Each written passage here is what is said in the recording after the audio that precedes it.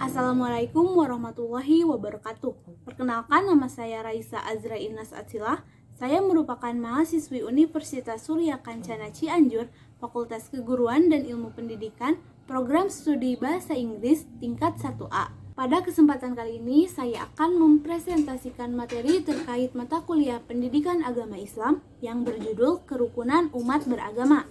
Untuk mempersingkat waktu, mari kita awali presentasi ini dengan mengucapkan basmalah. Bismillahirrahmanirrahim. Baik, langsung saja pada materi yang pertama, yaitu pendahuluan. Indonesia merupakan negara yang majemuk dari segi suku, bangsa, budaya, dan agama. Penduduk Indonesia menganut agama dan kepercayaan yang berbeda-beda, di antaranya Islam, Kristen, Katolik, Hindu-Buddha, aliran kepercayaan, dan Konghucu. Oleh karena itu, penduduk Indonesia harus tetap menjaga serta memelihara kerukunan antar umat beragama agar dapat mewujudkan bangsa Indonesia yang aman, damai, sejahtera, dan bersatu. Adapun pengertian kerukunan umat beragama secara etimologi dan terminologi. Secara etimologi, rukun dalam bahasa Arab yaitu asas atau dasar. Sedangkan dalam Kamus Besar Bahasa Indonesia, rukun berarti baik dan damai. Secara terminologi, kerukunan umat beragama merupakan arti dari hidup dalam keadaan damai, tidak bertengkar walaupun memiliki perbedaan seperti agama, suku, ras, maupun bahasa. Selanjutnya, landasan keberagaman umat beragama. Terdapat dua landasan, yaitu landasan teologis atau religius dan landasan yuridis. Yang pertama adalah landasan teologis atau religius. Terdapat dalam Quran Surat Al-Hujurat ayat 13 yang berbunyi, "Hai manusia, sesungguhnya kami telah menciptakan kamu dari seorang laki-laki dan seorang perempuan, dan menjadikan kamu berbangsa-bangsa dan bersuku-suku supaya kamu saling kenal mengenal.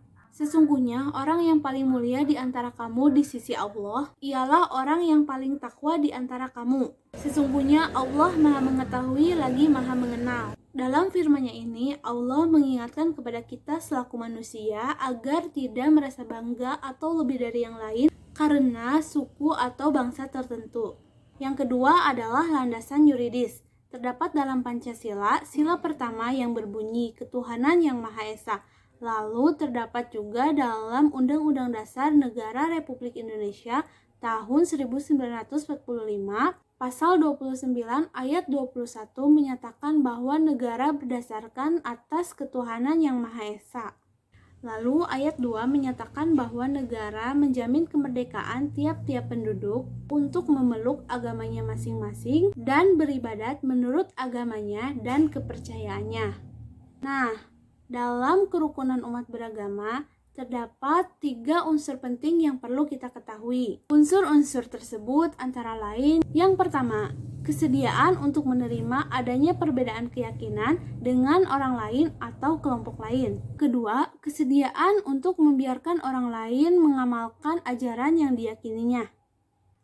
Dan yang ketiga adalah kemampuan untuk menerima perbedaan selanjutnya, nikmati kehusyuan yang dirasakan orang lain sewaktu mereka mengamalkan ajaran agamanya. Nah, setelah kita mengetahui unsur-unsur kerukunan umat beragama, mari kita lanjutkan kepada trilogi kerukunan umat beragama. Langsung saja pada pembahasan yang pertama adalah kerukunan intern umat beragama. Maksudnya adalah perbedaan pandangan dalam satu agama dapat menimbulkan konflik dalam suatu agama itu sendiri, seperti disparitas mazhab. Tapi dengan adanya konsep ukhuwah Islamiyah, hal tersebut dapat menjadi wahana agar tidak terjadi ketegangan intern umat Islam yang menyebabkan peristiwa konflik tersebut. Yang kedua adalah kerukunan antar umat beragama. Konsep ini mengandung arti bahwa kehidupan beragama yang tentram antar masyarakat yang berbeda agama dan keyakinan, saling menghormati, tidak saling curiga, serta semaksimal mungkin menghindari terjadinya konflik. Yang ketiga adalah kerukunan antara umat beragama dan pemerintah. Di dalam hal ini, pemerintah ikut andil untuk menciptakan suasana yang tentram, termasuk kerukunan antara umat beragama dan pemerintah. Dengan adanya trik kerukunan antar umat beragama diharapkan menjadi salah satu solusi agar terciptanya Kehidupan antar umat beragama nan damai, penuh kebersamaan, bersikap toleran, saling menghormati, dan menghargai dalam perbedaan.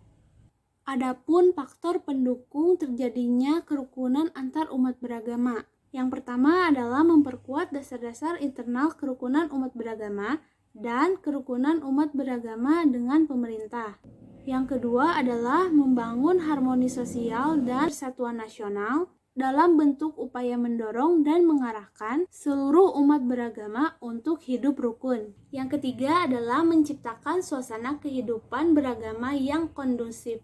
Yang keempat, menempatkan cinta dan kasih dalam kehidupan beragama dengan cara menghilangkan rasa saling curiga terhadap pemeluk agama lain. Yang kelima adalah menyadari bahwa perbedaan adalah suatu realita kehidupan bermasyarakat.